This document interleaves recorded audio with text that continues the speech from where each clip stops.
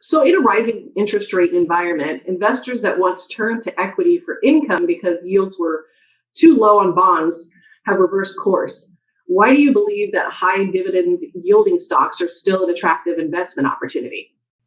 Sure. Well, I agree. Obviously, with rising interest rates on, say, treasuries or higher quality bonds, certainly why buy a 2 or 3% yielding equity when you can get a similar, better yield on a much lower risk bond if income is your priority as opposed to total return. Totally get that. For us, a high yield investor, we're not just blanketly buying any high yielding stock. We're very selective in what we go for. We focus on our highest conviction investments. And so for us, there are some opportunities still in the high yielding space that not only offer a considerable spread still to lower risk interest rating yielding things like treasuries, but also provide growth potential and exposure to inflation that would actually boost the cash flows further. So we think that there are a few opportunities that are really, really opportunistic still in the current environment. So, looking at some of the sectors that typically produce higher yields, energy and REITs in particular, that are cyclical in nature, given the economic slowdown, do you feel there's still an opportunity for good performing stocks in energy and real estate, particularly when a slowdown could potentially cripple demand? Yeah, I mean, I'm not one to make short term projections. I know even some of my members get frustrated about that. But we take a 3 to 5 year perspective because we believe that's much easier to predict than how a stock is going to perform in any short term period. Because as we've seen over the last 2 years, volatility is incredible. But on a fundamentalized in the business fundamentals level, yes. I mean, for example, there are master limited partnerships, MLPs in the midstream sector. There are some REITs, for example, triple net leases, especially if there are a couple that have some inflation protection in their contracts, same with the MLPs. So those are ones that should see very stable performance regardless of economic volatility or even commodity price volatility, while also seeing escalations to their cash flows if inflation persists at a high level.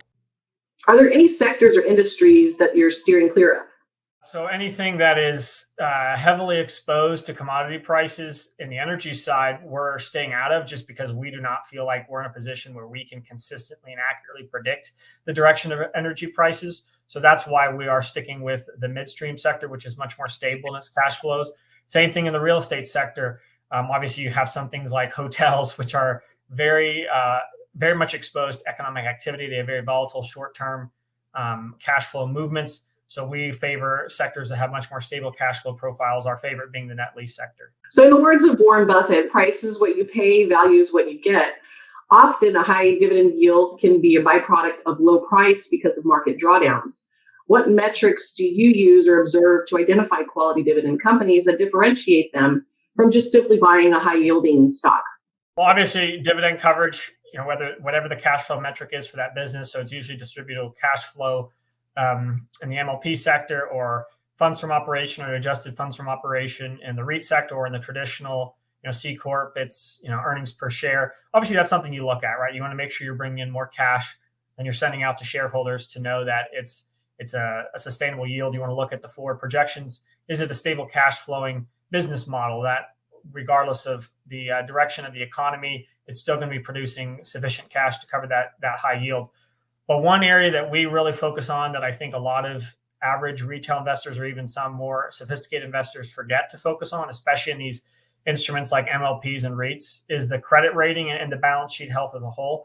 Because we've seen several times where companies with high coverage ratios based on their cash flow still have to deeply cut their dividend. A great example of that recently is AT&T had to do that because they had such a heavily leveraged balance sheet that with interest rates rising and the risk of a recession increasing, management said, you know what, we need to prioritize deleveraging our balance sheet in order to secure our long-term welfare instead of just trying to pay out this dividend. So we look for stocks, and we found several of them that have good coverage ratios, stable cash flow profile with high yields, but also have a strong investment grade credit rating and are not at any risk of having to cut the dividend in order to prioritize the balance sheet.